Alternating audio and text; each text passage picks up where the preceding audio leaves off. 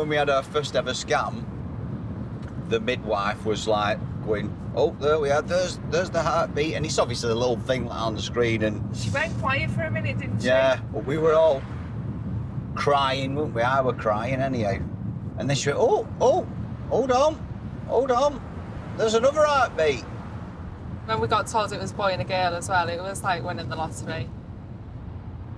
We got in the car, we were grinning like Cheshire Cats. We put the radio on, and the first song that came on was Baby Love.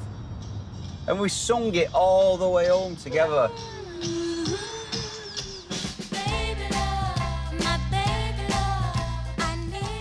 My wife, Christine, and I now have 3 beautiful children. Hello, Leo. 8-year-old twins Leo and Penelope, and 5-year-old Felicity. Like any parents, they're our world. But there's something that makes our family a little bit different. 8, 9, 10, 11. All 3 of our children have been diagnosed with autism, a complicated disability that affects the way you see and interact with the world. To be honest, I found this hard to come to terms with, and we're still trying to work out what it all means for our family and our future.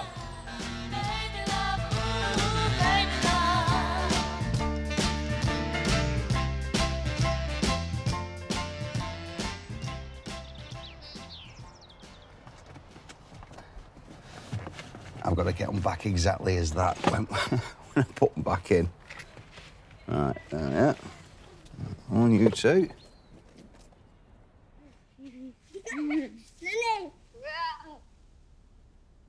Do you remember the first time we were told that they were autistic? Yeah. And for me, I was so shocked. I was convinced she was wrong because I knew nothing about it. I saw all of the things. I saw all of the signs and symptoms. I just didn't realise they were different. I just thought that's just how they are. No one around us had kids that age. No one had any newborn babies or anything. So all the hard things that happened and the stressful things, we just presume, because you hear people who talk about kids and go, oh, it's stressful. So you just presume that's what it is. The early days, before we knew anything about autism, were really tough. The kids didn't sleep, they'd have meltdowns at loud noises and bright lights, and nothing we did helped. We kept the curtains closed and let hardly anyone into the house. My mum came to visit one weekend when they were almost 3, and I found her upset in the garden, and she said, I just think something's not right with the twins. And I was a bit like, what are you on about? How can you say that? The twins are perfect, they're amazing. She just said, you know, they're not speaking, they're not eating solid food. All those little milestones they should have been hitting, they wasn't. Autism is a developmental disability. And for our kids, like many autistic people, it affects their senses, such as taste and texture. It's quite common for autistic people to have beige food, and they can carry on with beige food right up until adulthood. But then I eat lots of beige food, so again, it didn't stand out as being any different to me. There's nothing worse than being told, you know, which is what happened with Leo, that, you know, your child's basically suffering from malnutrition, you know, and there could be a possibility that he has to have a little peg. Yeah, he was really poorly. Inserted into his stomach to give him the vitamins and everything else he needs, and you're thinking, as a parent, that makes you feel like shit. When the kids were diagnosed, a paediatrician told us that they may have difficulty recognising emotion, and that thought has stayed with me. What gets to me with them all is, and this again, it's only how I think, God, will they ever know how loved they are? Do you know what I mean? Do they understand what love is, and do they... And so, like, when I'm in Leo every night in bed, I'll always say to him, who loves you more than anything in the world? And he'll go, you do. And I'll go, who's your best friend? And he'll go, you are. And I'll go, do you love Daddy? And he'll go, yeah. God. But I think to myself, is he just saying that, or does he know that? Do you know what I mean? Of course he knows you love No, him. I know, but with all three of them... You've said this for years about the love thing. You've said it for years, and it's something that we've not disagreed on, but Patrick has worried for years that the children might not feel loved or they don't understand it. And I've always said they do. They struggle to show it or struggle to appreciate it sometimes, everything we do for them, because they're autistic. Who's that guy? It's an ender dragon. An ender dragon. So like the end. Every family's experience is different, and we can only speak from a parent's point of view. Are you ready? Christine quickly accepted the kids' diagnosis and threw herself into finding out everything she could to support them. Get off! I found it much tougher. I didn't want to talk about it. But that's not good for our family. Let's get rid of this mess, little missus. And I'm hoping by making this film, I'll be able to confront some of the realities I've been avoiding. Do you want to show me some of your pictures, what you've done today? There's this one. That's amazing, Penelope. That's a big one. It's a Pokemon. Yeah.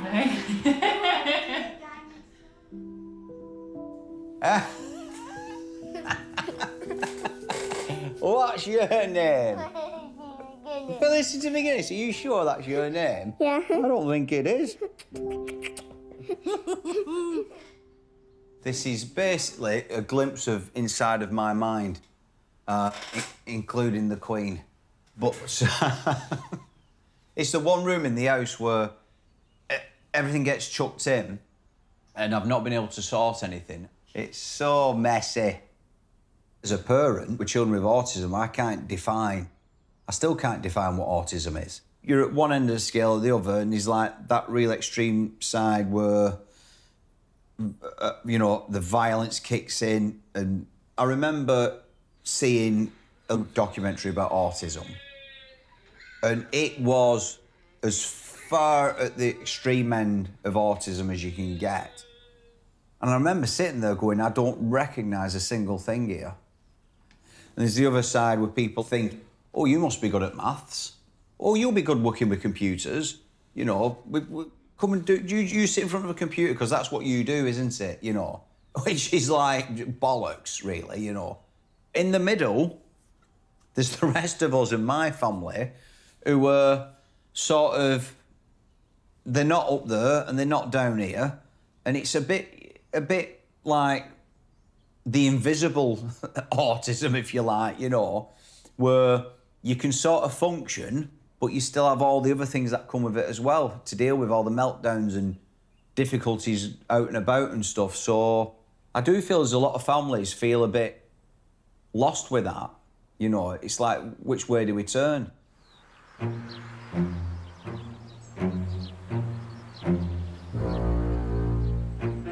Come down here, please, rubbish bag. You've got to go in the bin. What do it?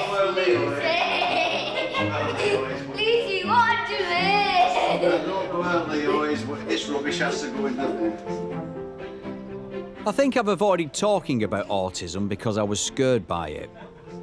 Go put your shoes on and go in the garden. And maybe that fear comes from a lack of knowledge. So we've invited over the two specialists who first told us about the kids' autism 4 years ago. Oh, door's going. Lisa, a complex needs worker. Hiya, Lisa. Are you okay? And paediatrician, Dr. Kirsten Wolfson. Hello. Be interesting to see what they think when they see the kids, because obviously I think the last time Lisa saw them, God, they were 4, something like that. And it might have been you, it might have been 3. And Dr. Wolfson as well. Obviously, she was public enemy number 1 with Christine at first, because she was the one who told us about the kids. I feel like Acorn Antiques when I'm carrying cups of coffee. Oh, say anything about resemblance. Thank you. There you go. You're right, sausage. Yeah. Can I help you? Mummy. You want mummy? The number of children receiving an autism diagnosis is increasing, particularly amongst girls. We have a lot of children who present very subtly. Yeah. And particularly girls who are so good at masking. What is masking? So masking is where a child learns certain behaviours in order to get by, to hide the anxiety they're feeling behind And to fit in. And to fit in, Right. absolutely. And it does happen with boys too, but they're less frequently. I think boys are often more obvious to the They teachers. can be and more people around physical them, and more hide physical about everything. things, yeah. Girls, it's fitting in. They've got to fit in. Will they be masking just at school, or will they try it with the parents as well? It depends on how comfortable they are in a setting. If you're masking it, then surely you must be lower down on that scale, because you're not going to be able to mask. Because Leo and Penelope won't be able to mask. No, Penelope does mask. Of course she does. Oh. Of course she does. Go on then, give me an example. Everything in Penelope's behaviour is mimicked, and it's learnt behaviour and copied, and it's like if she... Yeah, but that's not masking, is it? Do you think any of Penelope's conversation is a natural conversation? Well, yeah, when she talks to me, I understand, you know, it might be a little bit kind of... It might not flow as well, but Yeah. she'll come up to me and, you know, whatever. Can I have some biscuits? Can I do this? Can you do that? There's Yeah. functional That way. language, though, as well, isn't there? There's I can I have a biscuit, can I have a whatever. And then there's also the I really want to connect with you language. Right. And it's those things that they find really difficult. Yeah, she doesn't do That's what that she's- at all. Yeah, so she may use more functional or familiar language in order to be able to do the things that she thinks she should be doing, but not really understand the connection. I think it's really important that we think about masking. I'm just thinking about some of the children at school that when they're in a school situation, the problem with masking is that they may have learnt all these wonderful ways of getting by, but their anxiety It's exhausting. is absolutely be, through yeah, the roof, and it must gets be. worse as the day goes on. If Yeah. you get enough events in the day when they've been anxious and they're masking it, that's when you get the bottle of pop. I can see why at home they'll probably have more meltdowns and upset and everything else, because that's where they probably feel they can be themselves and just go, Exactly. thank God I don't have to pretend. Yeah. Here. Oh, God. I can see that Leo presents differently to our two girls. Leo's autism is much more obvious than Penelope's and Felicity's. Talking to Kirsten and Lisa has made me realise how much there is to learn.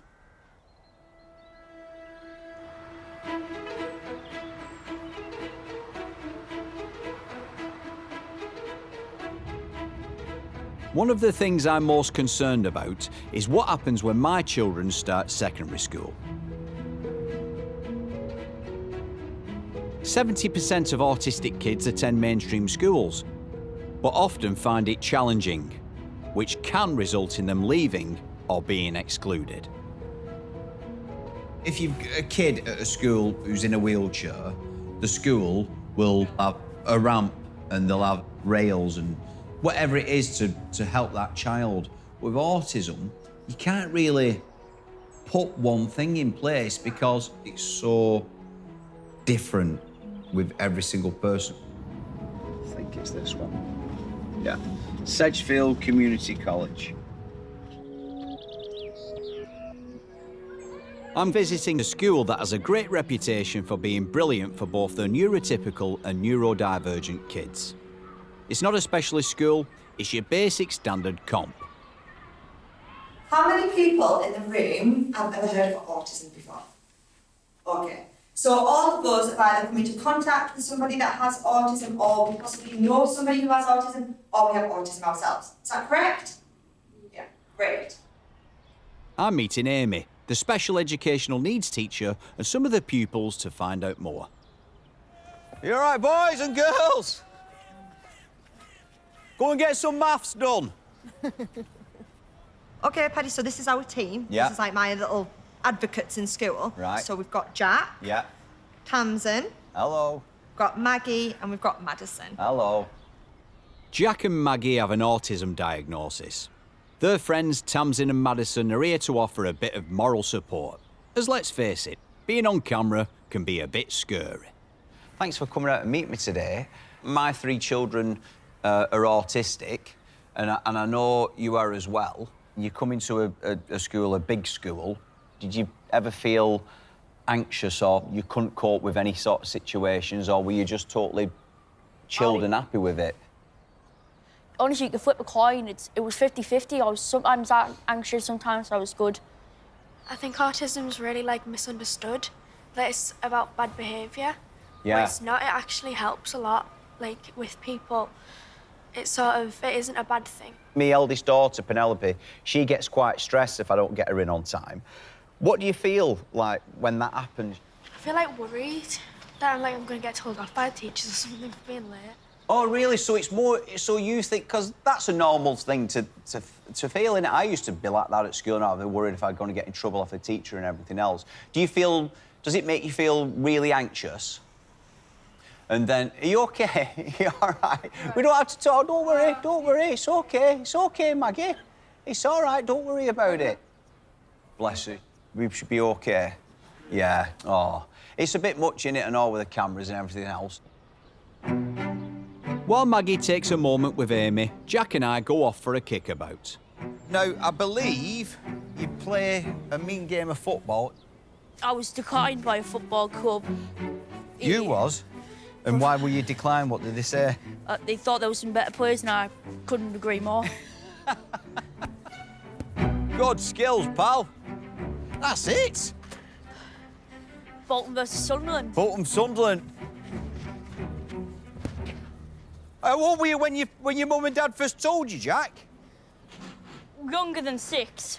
And they just come up and they said, "Hey, Jack, we've got something to tell you." Yeah, they're like, we've got something very important to tell you, so you need to listen. Right. And then he said, you've got something called autism. And I was like, what's that? Yeah. And he just told me, I was like, all right.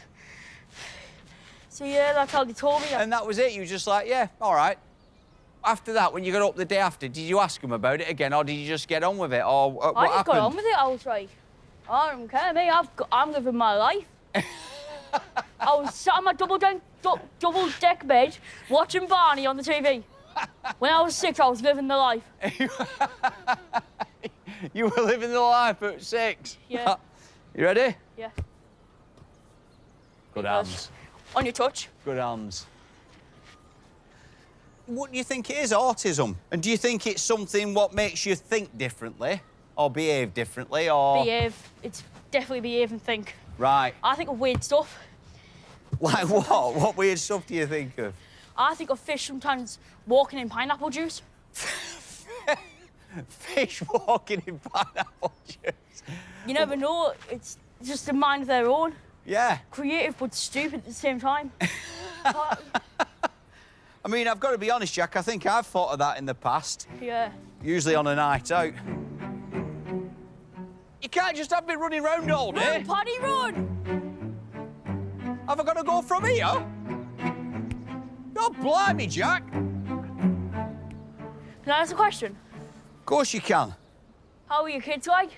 They're all right, thanks. My little lad, he likes... Oh, what a strike. He likes playing on things like Minecraft and Roblox, and he likes watching YouTube, and he loves school.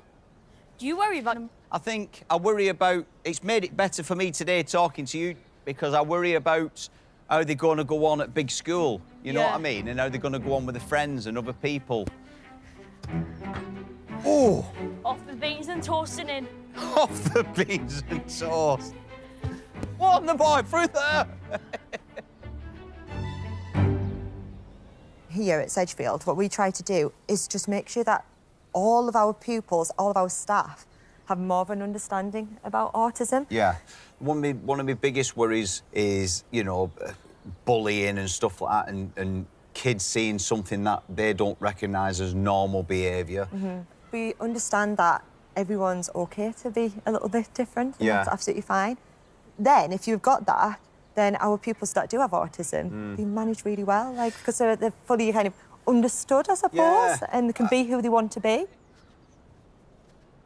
Jack, he's on it on the head. He's just totally sort of rolls with it. You know, he's a kid at the end of the day. Go on, Jack. You forget how resilient kids are. And Maggie, bless her, she reminds me so much of Penelope. You know, Penelope's a real sensitive soul. And she got a bit overwhelmed and upset. And then when she come back down and we started talking about things like her hobbies, she was a totally different kid. Maggie, forget school. What do you like doing at home? I go horse riding and I have my own horse. You've got a horse? What's she called? She's called Frankie. Frankie.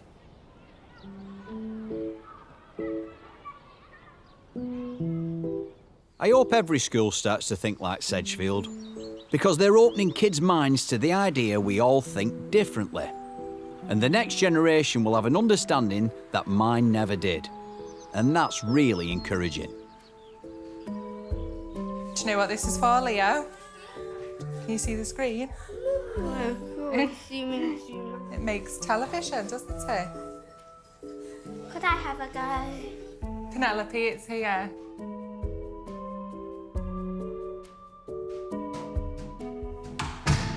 The kids come down here playing sometimes. When I'm on my own with them, obviously, I have to bring them down here with me. And Penelope's drawn this. She's so creative. This is 2 people working out. That's the muscles in the arms. This is Daddy really unhappy, doing weights, as you can see. And then this is Daddy reading a magazine because he didn't like working out. She's so clever. I think she's amazing. It's down.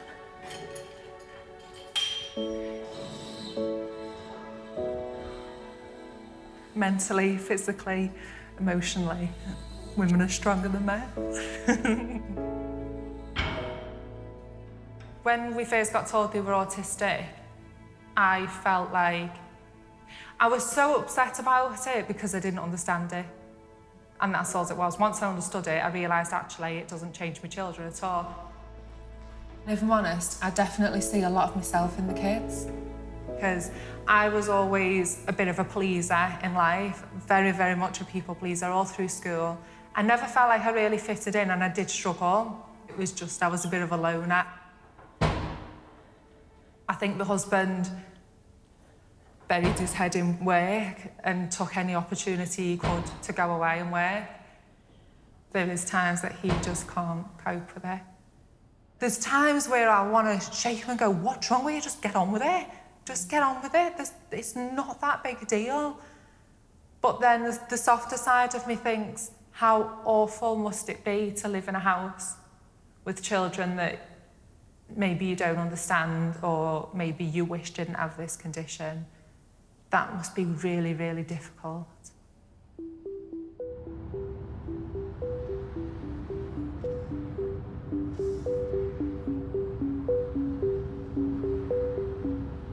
I got that down. I had to see a therapist and he diagnosed me with clinical depression. I used to think, well, I'll be the last person in the world who has depression because I earn a few quid. I didn't instantly go, oh, I'm depressed, because I didn't. It was a very slow process. It was kind of chipped away with me with all the things you have to deal with and things you have to do as a parent of children with autism.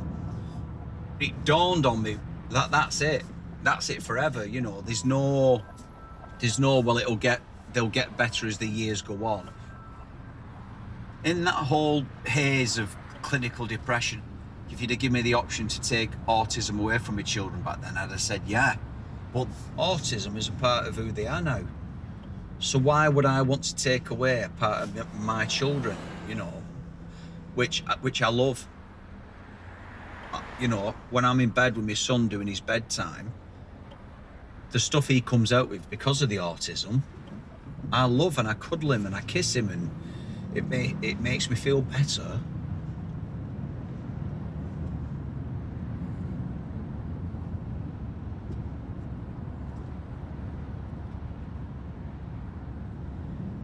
it makes me feel, you know, I love that about him. So why would I then want to take that away from him? You know what I mean? It's selfish, really.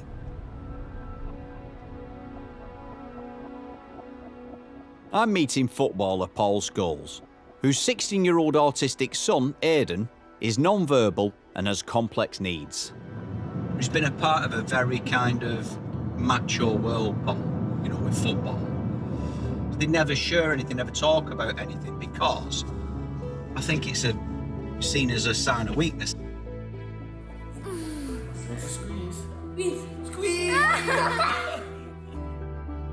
From what I can tell, Paul and Aidan have a brilliant relationship. And I'm hoping by speaking to him, it will help me with some of the worries I have about the future. Thanks for doing this, pal. Really appreciate it, yeah. They brought us in here, I said, oh, what a view that is. Cracking, cracking spot. Only knowing you as a player, Paul, I honestly never knew about Aidan. No. At what age with Aidan did you kind of think something's not right here? Again, it's difficult to remember.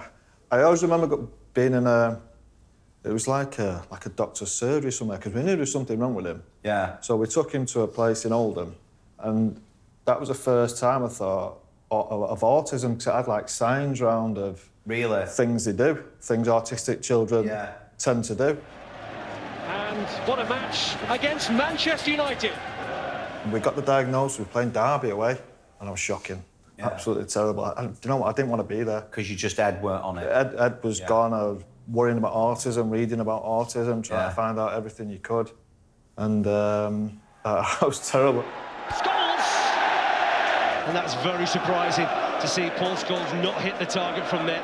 I remember playing on the Wednesday night. We get to the next game on the Saturday. The manager pulls me in and says, I'm leaving you out today. How do you think you did the other night? I said, no, I wasn't very good. Well, I didn't really play very well. I never told her. I never told anyone. I just kept everything in. And do you know what? For them first few years from being diagnosed, you think, yeah, he's just delayed. Eventually he'll start talking. And now you get into 12, 13, 14. Now he's 16. Yeah. Look, it's never going to happen. It's never going to happen. He's never going to be neurotypical, as we say. But he's great, and you have to accept it. It's amazing what you put on with Aidan on Instagram, I think. I've put stuff on with my kids, only little bits and bats of things, but it's always the kind of the good moments, if you like. And you know yourself better than anyone else.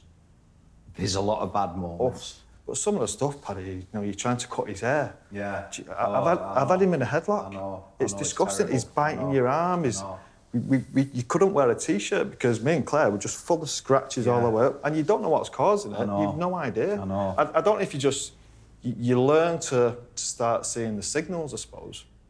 Then you stop it at source before it happens. You do think about horrible things, you do. I remember he used to come home and he just used to go ballistic every single day. And we just used to let him outside, just watch him because the garden's closed off. Just leave, and he's going ballistic, he's punching, he's kicking, he's screaming.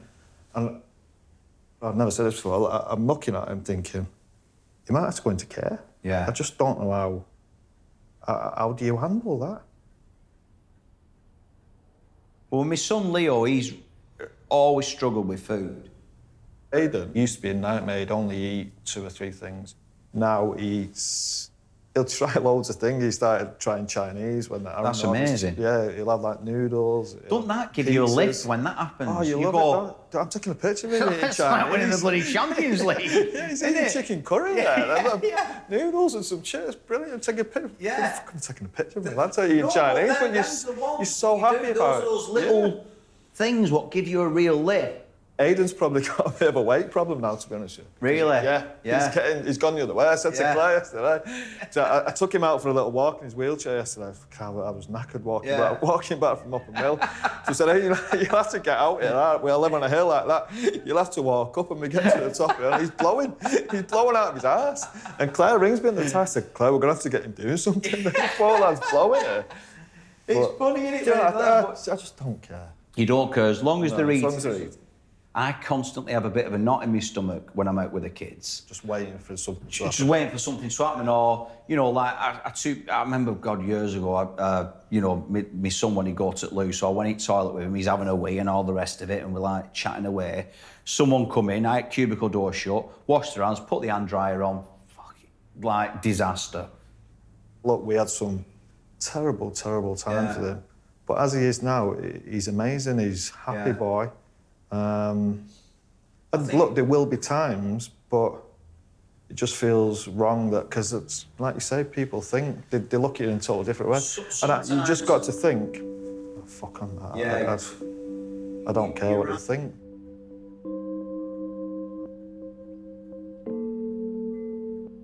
The biggest thing, what he said for me, what really resonated, was about not caring what people think. And I don't care what people think either, but obviously I do, because I get et up. If anyone mentioned the word autism to me, I'd be like, I don't want to speak about it, I don't want to think about it. But now I'm finally talking about autism. I just wish I hadn't spent so much time trapped by the fear of it all.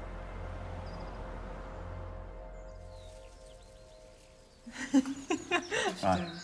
Now, we've got 3 children together. She marks her bottles so my mouth won't touch it. I can't share drinks. Even with the kids, I wouldn't share. Have you had to learn each other's unique habits? Yeah. Yeah, but, I'm still trying to get used to Patrick. The trouble is that the divorce will cost me too much money now. So I just roll with the punches. We can't afford the divorce. His husband is available now, free. Right, shall we go sit down? Yeah. Oh, yeah. Developed by the Autism Research Centre, University of Cambridge. So... You're a male. Yeah. Yeah, you didn't fill the box and you're a male. Fucking get your eyes off my shit. I've often wondered if there's a reason why all 3 of our children are autistic. Like most parents, I've been down the rabbit hole of midnight Google research, and there's plenty of scary theories out there. I've been invited to talk to Professor Simon Baron-Cohen at Cambridge University. Fascinated by numbers. Disagree. He's been researching whether autism is passed on genetically from parent to child, which can be a controversial subject. Before I meet him, he's asked us to fill out a questionnaire designed to measure autistic traits. There's a questionnaire. I find it easy to read between the lines when someone's talking to me. It's like, are you trying to work out they're saying something without saying it? Like, you're pretty good at figuring people out, aren't you? Yeah. Agree. I'm not.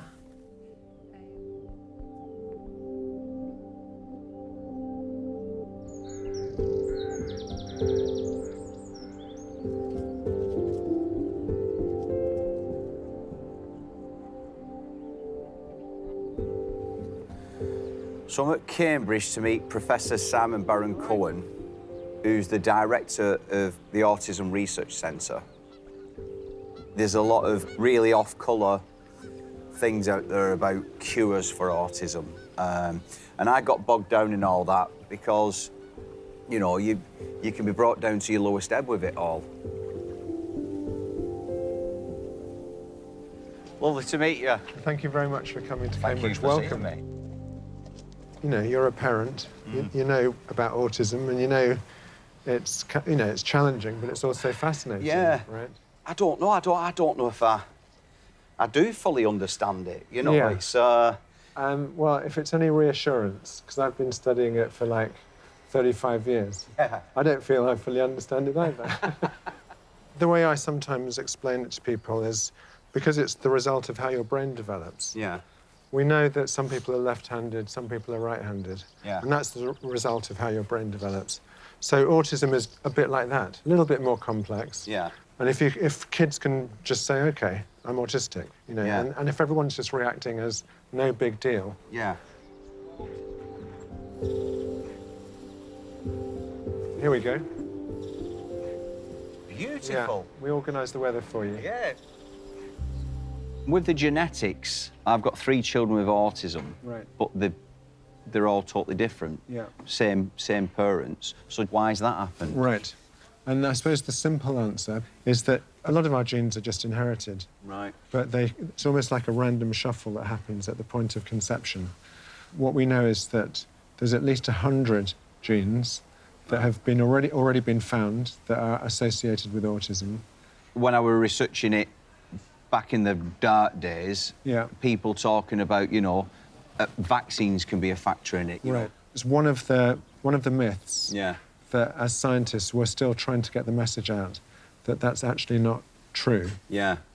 Even me, who I like to feel as though I'm a pretty kind of level-headed person, questioned it.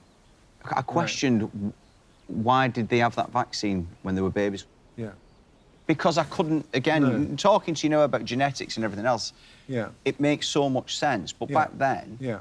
You know, if a doctor somewhere says it could be the vaccine, you kind of latch onto it. But that's why it's important that we can talk about the science behind it. It helps to dispel some of these myths. And also, again, to destigmatise autism. One of the most obvious signs of autism is repetitive movements or sounds known as stimming. My kids will stim, particularly Leo, my son. You know, you can be anywhere in the house and you'll hear him going, ee. You know, you can have a full-on conversation with him, and I'll say to him, like... And he just needs to do it. Yeah, I'll say to him, when he's doing it, I'll go, why are you doing that, son? What is it, what you feeling? And he'll go, and he'll stop and he'll be quiet. And I'll go, no, I'm not saying don't do it. I'm just asking what is it you're feeling. Yeah. Many people in the public, if they saw your kids stimming, they might think, what's going on? Totally. We want to get to a point where the public understand and accept, you know. Yeah. And I think we're now recognising it's much more common than we realised. But, you know, I think it's important to not paint a rosy picture when actually there's still a long way to go. The autism is just who they are. Yeah. With its kind of unique blend of strengths and challenges. Yeah. And just let the person be who they are. I think that's the most important message.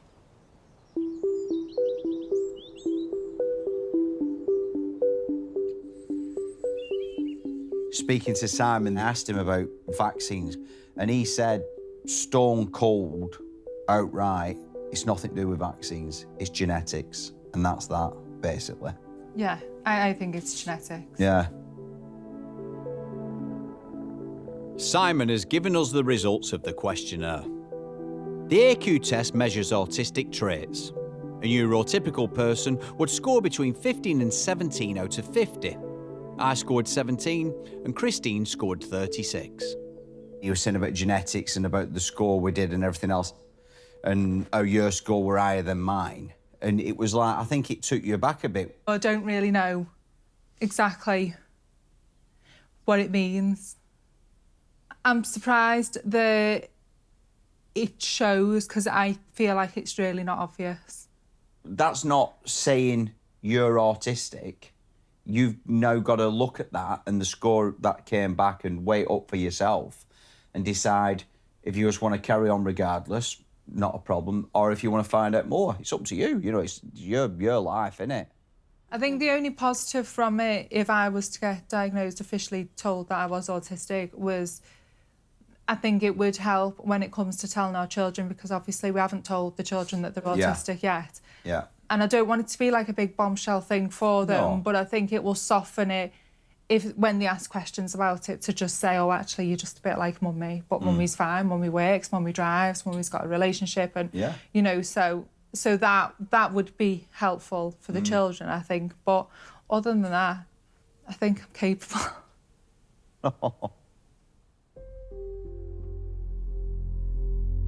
Get off me nose.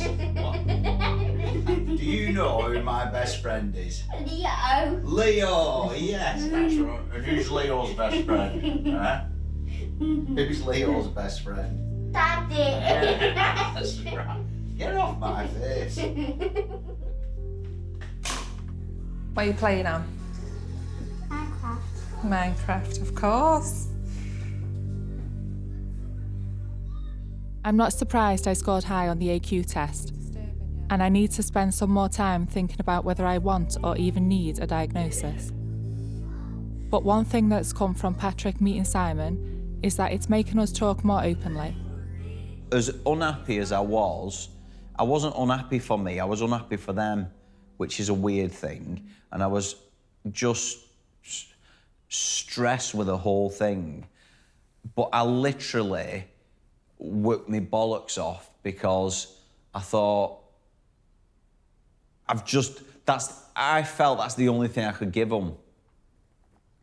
I thought, the only thing I can do for these kids is give them a life where they're as comfortable as possible and have as much help.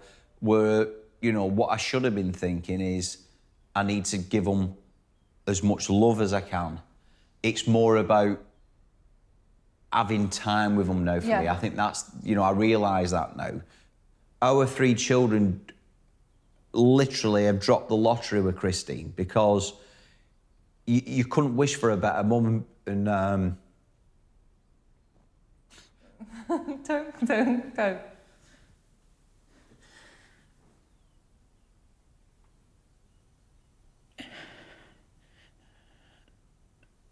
You know, they're really lucky to have you, and we're all lucky to have each other, aren't we? And don't push, you'll make me sad.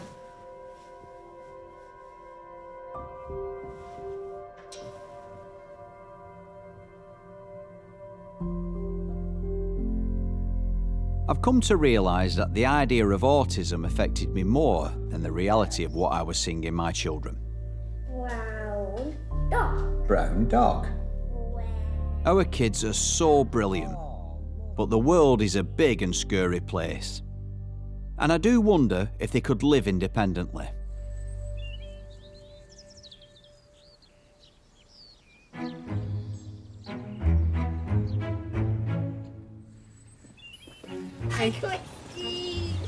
My name is Mummy. Christine has arranged for us to go and visit a social enterprise that supports adults with autism. It's Daddy, cheeky Leo. What's all that about? Not being called Christine? Yeah, that's just started. So do you not hear Felicity today? She just went, right, bye, Christine. She must be because I'm calling you Christine, you know what I mean? I have to start calling me Mummy then. What, like some really weird old couple who live together and call each other mother and father? So we're going to Possibilities. They got in touch with me on social media, and I just thought it'd be really good to go and have a look around because it's somewhere the autistic adults can go to kind of live an independent life, but they've still got support and care there as and when they need it.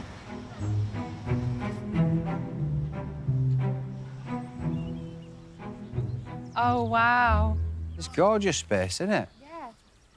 It's absolutely fantastic. We're being shown around by Rachel, who heads a team that's put all of this together. We deliver lots of services, supported living, like the apartments. Yeah. Day services, hence the guys here working with the animals. Hello, Fudge. Hello. So do you look after Fudge all the time? Yeah, we do. Oh, good. Yeah. Yeah. My name's Luke. I'm a bit nervous, but I'll get it. Don't worry about that. Possibilities have funded 27 new flats. Rachel introduces us to Luke, who's going to be one of the new residents. That's it, pal. Pull that, and it'll make it a little bit tighter. I can't wait to see where you're going to be living. When do you move in, Luke? 2 weeks. 2 weeks? 2 weeks, wow. Hey, it looks smart, this. These flats wouldn't be suitable for everyone with autism, but they are perfect for adults who don't need a lot of support, but could be vulnerable if they live completely on their own. Number 17. Number 17. Right, this is my area. Wow. Wow. So I can see a better view out here. Yeah. So I can easily have a walk up there, walk around there on my own. Wow, this is so good. This is perfect. Pretty cool. Yeah, it is. It's very, very cool. It is amazing. This is actually amazing. So yeah, it will be really good for me because I'll have my own space. Luke is currently living in residential care, but in a few months, he'll make the move to living alone. Luke is very independent, much more than the other children and young people. Yeah. Not that he can be left alone, which he can be, but he can be left alone. Luke's fine. Yeah. You know, there might be some daft things. We're not so good on the road sense, are we, Luke? Not really. Not so good on the road sense. No, it's something our children struggle with quite a lot. Yeah. Danger awareness and things like that. We're constantly going over it with them. But I'm hoping they'll pick it up. And They you will pick it will. up. Yeah, they will do, won't they? Yeah. I'll pick it up eventually. Yeah, of course you will. Did you like the flat? I love the flat. I think it's amazing, especially for someone like yourself at your age to have your own flat. I think I like it, and I think this is a big achievement for me. We also get the chance to meet 24-year-old Maddie. Hi. It's lovely to meet you both. Hi there. Hi there. I love your dress. Thank you so much. It's from good. Marks and Spencer. Yeah, it's lovely. Oh, very posh. Possibilities were my advisors that got me help with setting my own dog boarding business up and finding a job at Asda. Oh, Asda as well? Asda as well, an Asda job as well. What do you do there, Maddie? I do stock in shells. I used to do that. I did it at Morrison's. I worked at Morrison's when I was about your age, and I did the shelves as well. Do you enjoy it? Yeah, I really enjoy talking to the customers and the clients and the managers in the office. How old are you, Maddie? I'm 24. 24, wow, and you've got 2 jobs. You've got a busy life. Jobs. Well done. I've also now got a cafe job part-time as well. Oh, that's incredible. Well done, Maddie. And do you think in the future, Maddie, would you like to live on your own? I've got a boyfriend. Oh! I've got a boyfriend.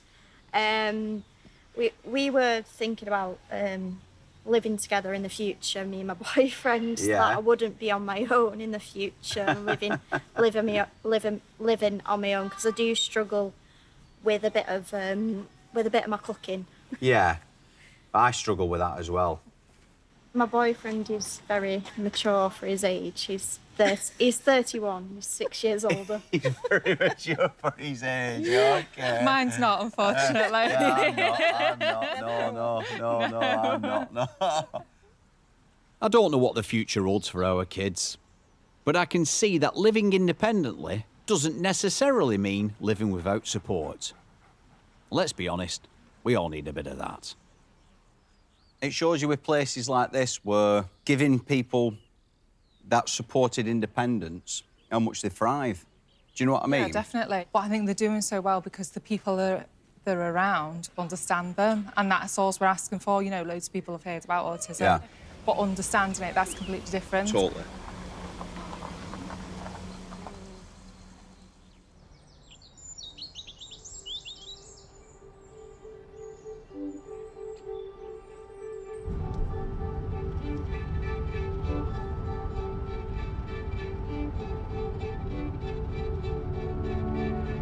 We've been talking about autism loads more since we've started filming, which is mad because we've never really discussed it before.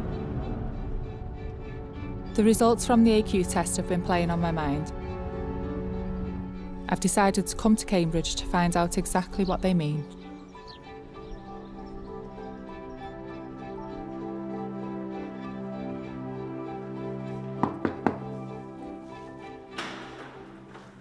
Hi. Christine, very nice to meet you. Do come in. Thank you. Great. It's a great pleasure to meet you. Thank you for seeing me. That's all right. And obviously, a couple of weeks ago, I saw Paddy and heard a bit about the family. But do you want to start by just saying why you decided to come and explore this? Well, yeah, it was after we'd done the, what's it called? It's called the AQ. The AQ. Which is like a screening Yeah. test for autism. And he told me that I scored quite highly on it. Yeah. Even if you have a really high score, it doesn't mean that you need a diagnosis. So that's what we'll talk about today. I was just more surprised that I thought I'd hid it better. Right. I thought Right. I'd answered really average. Yeah. A lot of women and girls who might be on the spectrum do try and hide it. Yeah. It's quite interesting. Not Yeah. just on the questionnaire, but they might be trying to hide it right through their lives. Oh, I feel like I've faked a lifetime. You've faked a lifetime. If I'm being completely honest, I feel like Right. I've faked a whole life Right. Everywhere I go, everything I do. Right. I usually try and mirror whoever I'm around or act in a way that I think is considered like everybody else. Right. And is that to just to try and fit in, or to try and fit in? Yeah, absolutely. Right. It's to try and fit in, but I still don't Okay. fit in, and I can manage it for a bit, like in small doses. But Yeah. I'm a bit of a loner anyway. I'm not around people too often, so it's okay. Right. But when I'm on my own, I think Right. even my husband wouldn't recognise me. Yeah. In my 20s, I had around 8 years of just staying in and avoiding any Right. kind of contact with anybody other than my husband. I just avoided everyone. You literally stayed in Yeah. for 8 years? Pretty much, yeah. Right. I didn't socialise. I've never really had friends, so it hasn't been an issue. Right. Did you have kids by then, or did you have a period? That was before I had the Before children. kids, But then once I had the children, then that excuse to stay in and avoid everyone was even easier, because I could constantly say, oh no, I can't come, I've got the kids. Diagnosis for autism isn't an exact science. It involves a qualified practitioner getting an in-depth understanding of the person. You said that you didn't have friends. Was that even at school? School was really, really difficult. I really struggled. I left school when I was around 14. I had an eating disorder, but now I understand it more. It was never to do with body image. The texture, the smell, the taste, everything around food, Yeah. I just didn't like it. Okay, so it's just all the sensory aspects. Yeah. A lot of girls, when they've got very unusual eating habits or Yeah. behaviour, and it gets labelled as anorexia, Yeah. when in fact it might be just the autism. We've been renovating the house together to try and suit us all as a family, but I have really struggled. If I could live in a white box, I would live in a white box with no distractions and everything just nice and clean.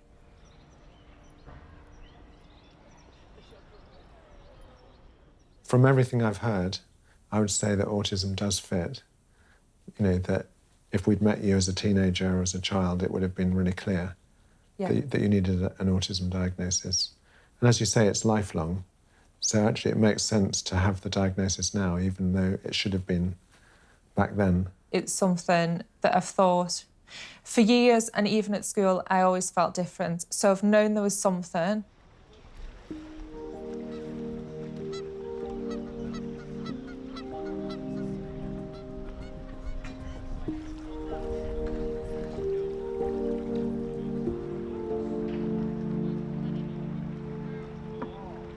I'm just kind of trying to not overthink what I think about myself, and just, my focus is always on my kids. Since I've had babies, my focus will always be on the children. And if any way me having a diagnosis of autism can help them, that's brilliant. That's the best thing to come out of it for me.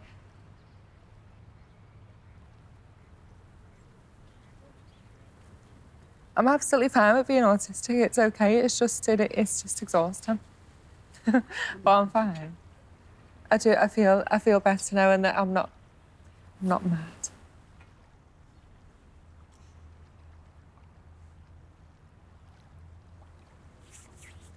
Is that how you've been feeling? Yeah. I just think it's just me being difficult all the time. I feel like I just feel like I'm difficult for everyone. I feel like I'm a pain, like a nuisance. And I don't mean to be. I just feel like a hindrance. And I don't want my children to ever feel like that. And that's something I always say when I'm talking about autism, anywhere, on telly, on podcasts, in magazines, that yes, it's challenging. Being a parent of autistic children is challenging at times, and yeah, it's difficult at times, but they're not hindrance. You know, these children were wanted and loved.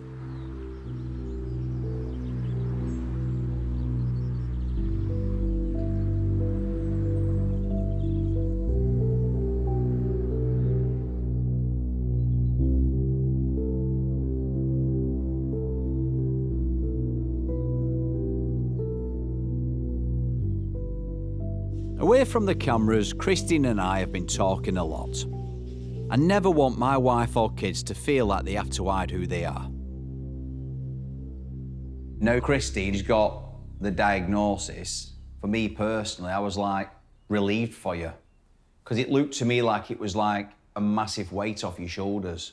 Really highlights the masking for me, because you've only just, through doing this documentary, started opening up. And what's been an eye-opener for me is how much a mask in front of you.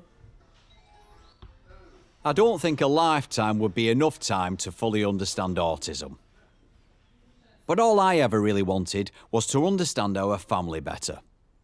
There's nothing wrong with our children or It's autistic everything people. else around it's them. everyone Yeah. else around them. Yeah. Just needs to understand more, Totally. needs to accept them Totally. more. There's no way, you know, we're in a Disney movie where we all wake up tomorrow and everyone's just accepting of everything. It's just not going to happen like that. It's not life. But it is changing. There'll be bumps in the road, won't there? But, you know, that's life.